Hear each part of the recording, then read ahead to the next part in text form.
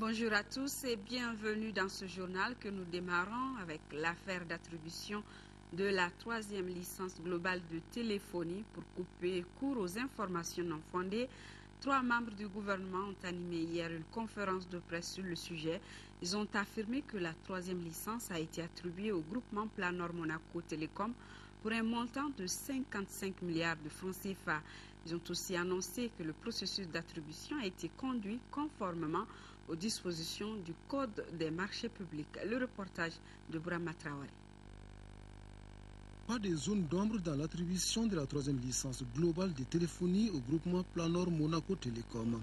C'est du moins l'avis du gouvernement. Le processus a été conduit dans la transparence et le respect des dispositions du Code des marchés publics, dit-il. C'est un exercice de clarification et de précision auquel se sont prêtés 3 membres du gouvernement face à la presse. Les conférenciers confirment le versement de la première tranche de 33 milliards de francs CFA par le groupement Planor Monaco Télécom sur les 55 milliards prévus.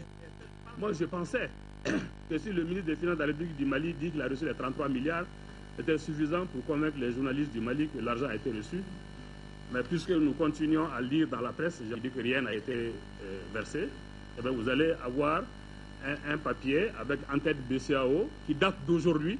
Et la BCEAO dit que le solde du compte à la date du 11 février 2013 était de 33 milliards. Donc les 33 milliards ont été effectivement versés. Le groupement Planor Monaco Télécom devrait payer les 22 milliards restants le 13 mai 2013. Mais cette échéance n'a pas été respectée par l'opérateur. Pourtant, les cahiers de charges qui lient cette entreprise internationale au gouvernement sont très clairs.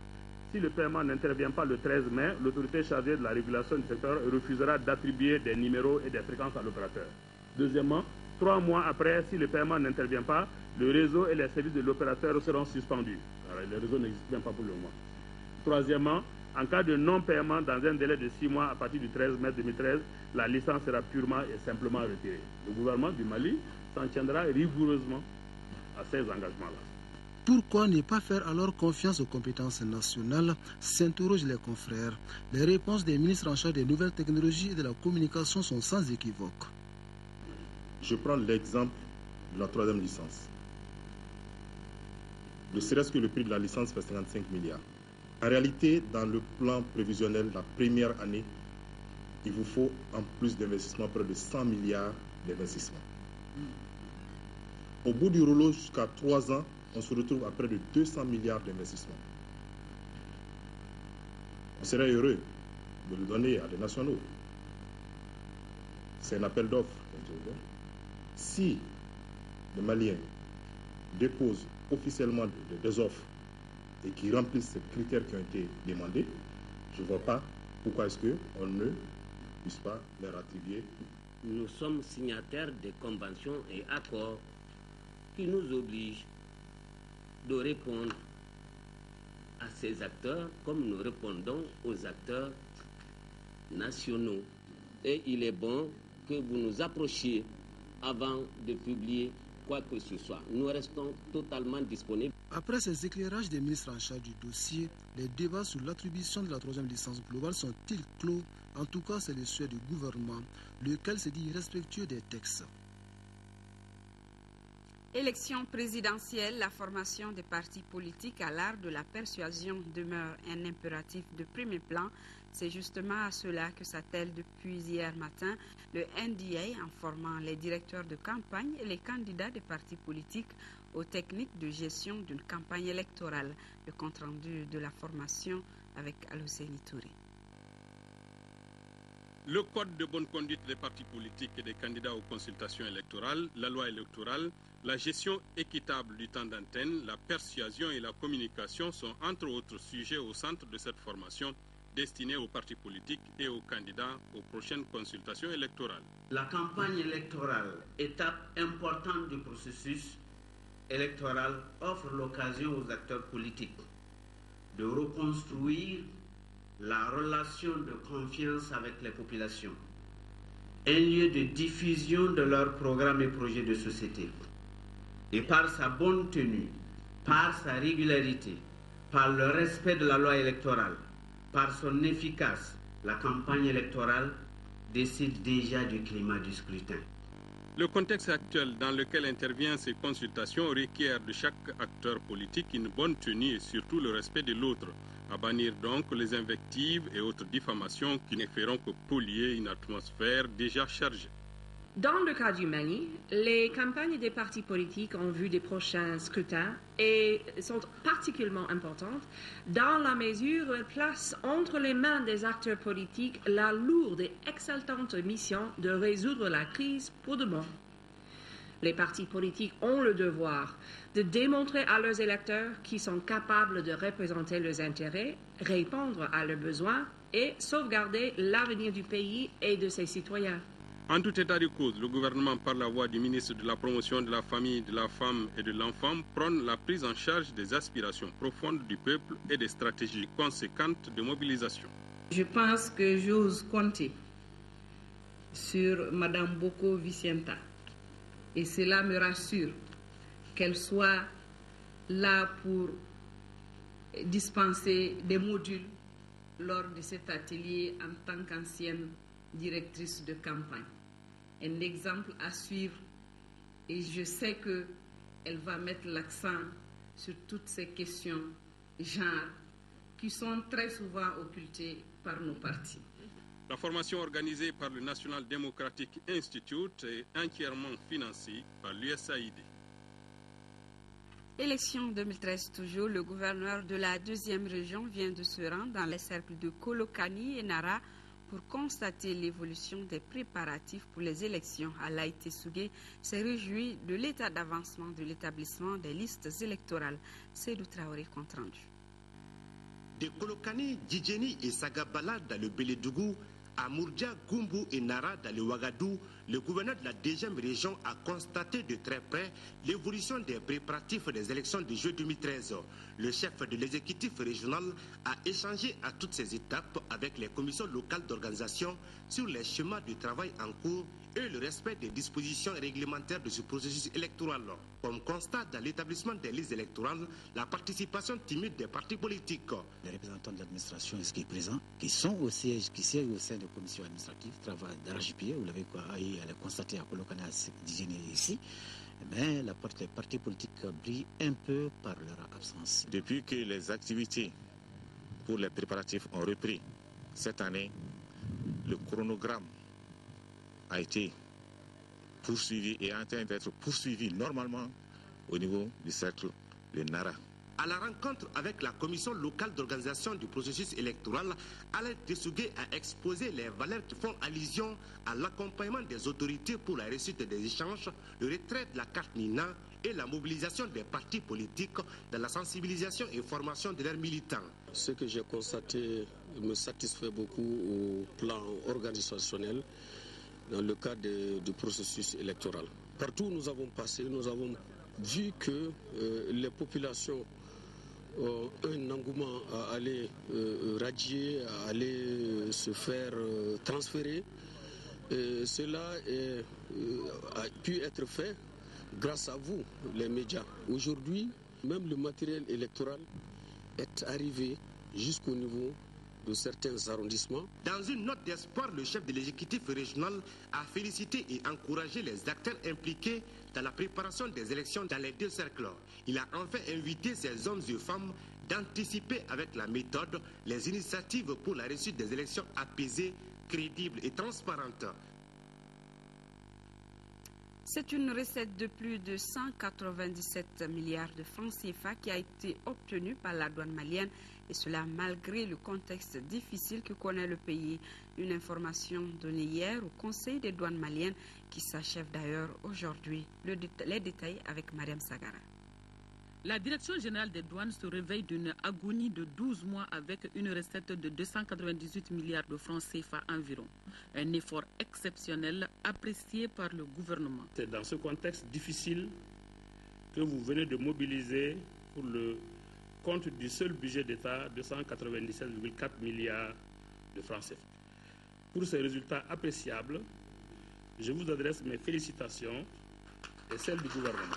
Au moment où notre pays se trouve dans une grave crise, les douanes du Mali, par leur détermination et leur engagement, ont émergé des eaux troubles de l'économie malgré les conséquences de la destruction du système de travail des agents lors des événements. Le conseil de direction de cette année se déroule dans un contexte particulier marqué par un environnement économique national fortement perturbé et une économie internationale en pleine crise. Cependant, il me paraît important de souligner que, malgré cette conjoncture, la mobilisation des recettes douanières reste encore aujourd'hui plus que jamais une question centrale et une priorité pour les douanes maliennes.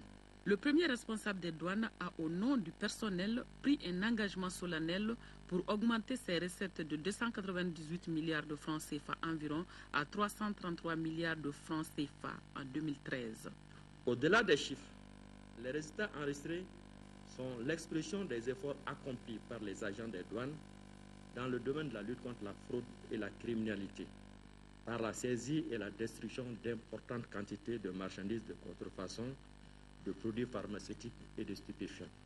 Je vous invite d'ores et déjà à mettre un accent particulier sur les mesures ci-après: la maîtrise des importations, l'évaluation correcte des marchandises, la rigueur dans le recouvrement des droits de taxes, la régularisation des enlèvements provisoires et un contrôle rigoureux des exonérations douanières. Le directeur des douanes se réjouit des réalisations d'autres activités au sein de sa structure qui sont entre autres le renforcement de l'espace économique, du système de santé et la mise en place d'une administration moderne avec un système de communication performant.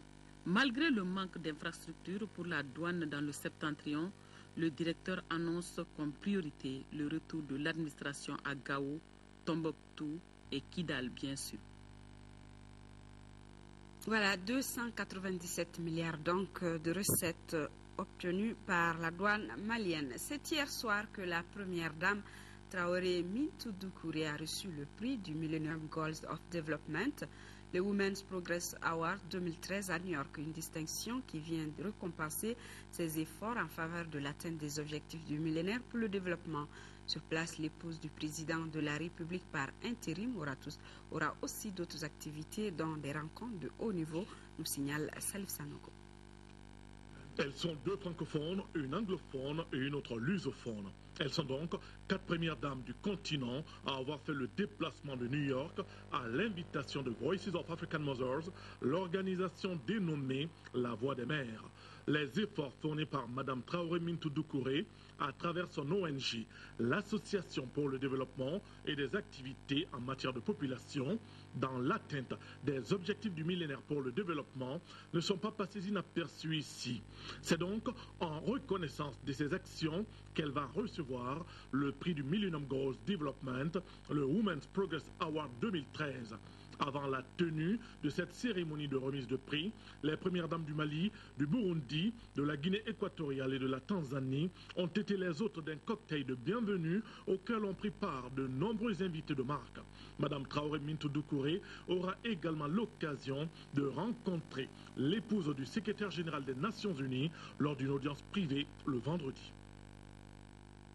Le ministre français délégué chargé du développement et son homologue malien viennent d'effectuer une visite à Gao. Ce déplacement a pour but d'échanger sur la gestion de l'après-conflit dans la région. Déjà, pour assurer l'approvisionnement en eau potable, les deux ministres ont remis 2 pompes à la Somajapesa. Des rencontres avec les collectivités, la société civile, l'administration et les responsables des radios privées étaient également au programme du ministre français du développement, Pascal Canfin, que je vous propose d'écouter au micro de Daouda Zoumana Traoré. Oui, c'est la 4e fois que je viens au Mali depuis le déclenchement de l'opération Serval avec le président de la République la première fois et puis maintenant pour faire avancer les projets de développement. Parce que l'engagement de la France au Mali est simple, c'est pas de sécurité sans développement, pas de développement sans sécurité. C'est pour ça que nous sommes intervenus à la demande du président Traoré pour assurer l'intégralité du territoire malien, sous le contrôle des autorités de Bamako. Nous sommes facilitateurs dans le processus de réconciliation qui est en cours et nous souhaitons à la fois que les élections aient lieu le 28 juillet, mais que ces élections aient lieu sur l'ensemble du territoire, et donc y compris à Kidal. Et ça, c'est ce qui guide, ces deux principes guident notre action. Et puis, il y a le troisième pilier, qui est le pilier du développement. Développement économique, les services publics, l'eau, l'électricité, la santé, l'éducation. Et aujourd'hui, j'ai signé des conventions avec des organisations non gouvernementales dans le domaine de l'agriculture, de l'élevage, pour faire en sorte que vous réussissiez, que le Mali réussisse la saison agricole, et puis dans d'autres domaines réussissent la rentrée scolaire. Et nous sommes pleinement mobilisés à vos côtés pour réussir ces défis qui permettront de gagner la paix après avoir en partie et très largement déjà gagné la guerre. Rendre la capitale du Mali plus propre, c'est l'ambition des autorités communales et administratives qui viennent de lancer un nouveau projet d'assainissement du district. 6 ONG se répartissent les communes de la ville de Bamako pour améliorer le cadre de vie des populations. La cérémonie de lancement du projet s'est déroulée hier à Torokorobougou, le compte-rendu de Agali Agagissa. L'assainissement du district de Bamako. Voilà l'épineuse question à la résolution de laquelle les acteurs du domaine s'attellent en lançant ce projet. Et c'est la commune 5 du district de Bamako qui a servi de cadre à ce lancement. 6 organisations non gouvernementales bénéficient d'un financement d'environ 60 millions de francs CFA. Un financement qui témoigne le soutien des partenaires dans le cadre de la préservation de l'environnement. Ces propositions de projet de 6 associations maliennes ont été approuvées par un comité, le comité national de pilotage de ce programme qui s'appelle le programme de microfinancement du Fonds mondial de l'environnement au mois de décembre 2012. Et ce programme est un des programmes dits phares du programme des Nations Unies pour le développement. Le ministre a à son tour salué les efforts des autorités municipales de la commune 5 dans le cadre de l'assainissement. Il a ensuite annoncé les dispositions réglementaires en vigueur pour lutter contre la pollution au Mali. La loi interdisant les sachets plastiques, il faut d'abord pour sensibiliser sur une très grande échelle, informer les populations, mais aussi prendre des dispositions pratiques qu'il faut avec l'ensemble des services concernés pour que vraiment cette loi soit appliquée dans toute sa rigueur. Autre temps fort de la cérémonie, les messages de sensibilisation sur les pratiques nuisibles à l'environnement, la remise des poubelles au chef du quartier de Torokorobougou. Le ministre s'est rendu ensuite sur certaines artères de la commune 5 pour constater et visiter l'état des ouvrages d'assainissement. Une erreur d'identification dans ce reportage. Toutes nos excuses. Sport, football, après leur match nul, un but partout dimanche dernier contre le Rwanda. Les Aigles du Mali reçoivent ce dimanche les écureuils du Benin au stade du 26 mars pour espérer continuer la course à la qualification de la CAN. Les Aigles du Mali doivent obligatoirement gagner. Je vous propose d'écouter sur le sélectionneur Amadou Patidialo au micro de Ousmane Dao. C'est difficile toujours après un match comme ça et où vous avez le sujet à main que vous ne parvenez pas. Et bon, après ça, c'est difficile dans les minutes qui suivent ou sinon les heures qui suivent. Bon, comme dans le football, c'est des compétiteurs. On est tous compétiteurs, donc il faut se remettre vite à cheval. Et on a l'opportunité, si je me permets, dimanche prochain, de pouvoir dire au public que ça a été un faux pas. Dimanche, on a parlé d'inefficacité. On suppose que contre le Bénin, on va retrouver cette efficacité. J'imagine que vous travaillez à l'entraînement. Ce n'est pas en 2-3 jours qu'on peut travailler la finalisation. Si j'ai bonne mémoire, ou vous aussi, vous avez les archives. Le football malien, ces dernières années, a un problème de finalisation. Je pense on en a parlé et on va y travailler dessus. Vous savez, on est loti au milieu du terrain en défense. Pratiquement devant, c'est le désert. Donc, ça dure depuis des années. Je pense qu'on va y travailler là-dessus. Et on s'est créé des occasions. Je pense qu'on considère que ce jour, c'était un jour sans et que dimanche, ce serait un jour pour nous, quoi. Il avait défrayé la chronique, il s'agit bien de Cheikh Tidiane Diabaté et maintenant il est au sein du groupe. Ça va, tout va bien. Oui, bon, le cas Cheikh Tidiane, il est arrivé en retard, il a une béquille et donc il est arrivé, il a tenu à venir parler au groupe d'abord parce que c'est l'esprit du groupe et autres. Donc il est arrivé, il est parmi les autres, il s'est expliqué devant eux, il passera à s'expliquer aussi. Et nous, on fera l'échelle sur l'instance suprême de football. Et donc, mon ambiance et donc le groupe l'accepte et il n'y a pas de problème. Vous savez, au football, j'aime pas trop me projeter. Si vous avez suivi, même lors de la dernière interview avant le Rwanda, j'ai pas voulu parler de Bénin ou d'Algérie parce qu'en football, c'est le présent qui compte, le futur, le passé ne compte pas. Donc l'Algérie, j'y pense pas encore. Là, c'est le Bénin et je pense au moment après, on aura 2 mois à souffler pour penser à l'Algérie. Là, tout de suite, là, c'est le Bénin. 24 heures sur 24, il faut penser Bénin et après, on verra l'Algérie. Très bonne chance aux nôtres. Retrouvez pour les éditions du soir Nyanya Traoré. Je serai là demain à 13h. S'il plaît à Dieu, un bonjour et un grand merci aux Maliens de la diaspora. Au revoir à tous.